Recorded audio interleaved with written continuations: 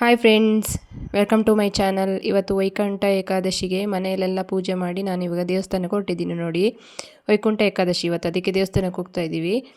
ಇವಾಗ ನೋಡಿ ದೇವಸ್ಥಾನದ ಹತ್ರ ಬಂದ್ವಿ. ಇಲ್ಲೆಲ್ಲ ಇದನ್ನೆಲ್ಲ ಇಟ್ಕೊಂಡಿದ್ದಾರೆ ನೋಡಿ, ಕಲಾಕೃತಿಗಳನ್ನೆಲ್ಲ ಮಾರಾಟಕ್ಕೆ ಇಟ್ಕೊಂಡಿದ್ದಾರೆ.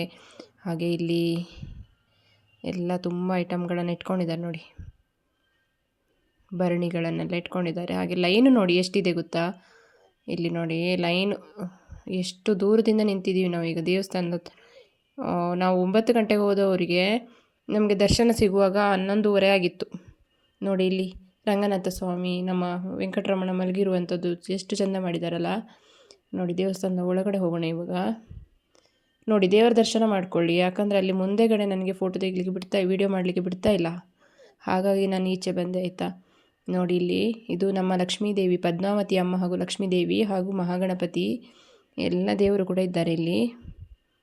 ಮಹಾಗಣಪತಿಯ ದರ್ಶನ ಮಾಡಿ ಹಾಗೆ ಮುಂದೆ ಬರೋಣ. ಇದು ಸ್ವರ್ಗದ ಬಾಗಿಲಂತೆ. ಇದು ಮುಂದೆ ಹೋಗುವಾಗ ತಿರುಗಿ ನೋಡಬಾರ್ದಂತೆ.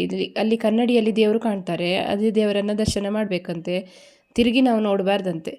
ನೋಡಿ ಕನ್ನಡಿಯಲ್ಲಿ ದೇವರು ಕಾಣ್ತಾರೆ, ನಾವು ತಿರುಗಿ ದರ್ಶನ ಮಾಡಬಾರ್ದಂತೆ ಈ ಬಾಗಿಲು ದಾಟಿ ಹೋಗುವಾಗ.